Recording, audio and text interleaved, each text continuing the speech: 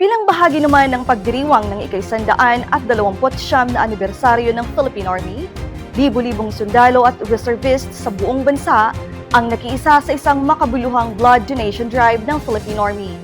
Layo nitong makatulong sa mga nangangailangan at makapagbigay ng sapat na supply ng dugo para sa mga pasyente at emergency cases sa mga ospital. Narito ang ulat ni Casey Casiano. Bilang bahagi ng paggunita sa nalalapit na ika-129 na anibersaryo ng Philippine Army, nagsagawa ang hukbong katihan ng isang nationwide simultaneous blood donation drive na nilahukan ng mga sundalo, reservists at voluntaryong donor mula sa iba't ibang bahagi ng bansa. Isa sa mga pangunahing aktibidad ay ginanap sa Fort Magsaysay, Palayan City, Nueva Ecija, kung saan nagsama-sama ang mga kinatawan ng iba't ibang major units ng hukbong katihan para sa malawakang bloodletting activity sa covered court ng Special Forces Regiment. Naging katuwang sa pagsasagawa ng aktibidad ang mga medical teams mula sa mga partner hospitals sa Central Luzon na nangasiwa sa maayos at ligtas na proseso ng pagkolekta ng dugo mula sa mga voluntaryong donor.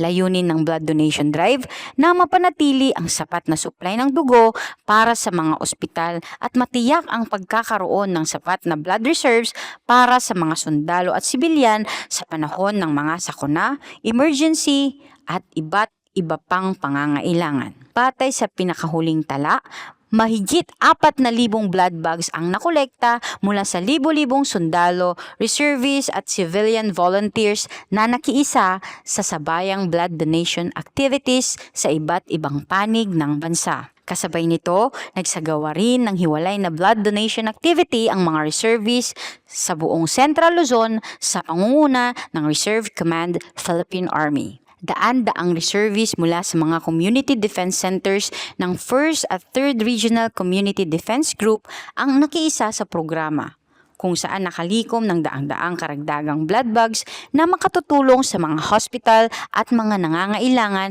ng agarang blood transfusion. Isinagawa ang mga aktibidad sa pakikipagtulungan ng Dugong Alay Dugtong Buhay Incorporated at ng mga partner hospitals sa Region 1 and 3. Ayon sa mga organizers, 70% ng nakolektang dugo ay ipagkakaloob sa mga partner hospitals upang makatulong sa mga sibilyang pasyente, habang ang natitirang bahagi ay ilalaan naman para sa pangangailangan ng mga kasapi ng Philippine Army, kabilang ang mga reservists at ROTC cadets bilang paghahanda sa mga emergency situation. Nagpaabot naman ng pasasalamat si Major Kinley Kukchin ng OG-1 7th Infantry Division sa lahat ng sundalo, reservists at volunteer donors na nakiisa sa programa. Kami po ay nagpapasalamat in behalf ng G1 7ID Philippine Army sa mga sumuporta nitong blood donation activity natin in commemoration of the 129th anniversary of Philippine Army. And isa sa mga layunin ng activity na ito is magkaroon ng sapat na supply ng dugo, hindi lamang para sa ating tropa sa Army, but also sa ating mga dependents na nangangailangan. And ako ay naghihikayat sa lahat ng ating mga kasundaluhan to support this kind of activity, kasi alam ko na marami pa tayong mga ganitong activities na ikakandak in the future. So, in behalf of 7ID, maraming salamat sa lahat ng tumangkilik at sumuporta sa ating blood donation activity for this quarter. Isang patunay ng patuloy na diwa ng bayanihan, malasakit at serbisyong makabayan. Sa bawat patak ng dugong ibinibigay, may buhay na maaaring maisalba. Isang konkretong halimbawa ng paglilingkod ng Philippine Army hindi lamang sa larangan ng seguridad, kundi maging sa kapakanan ng mamamayang Pilipino.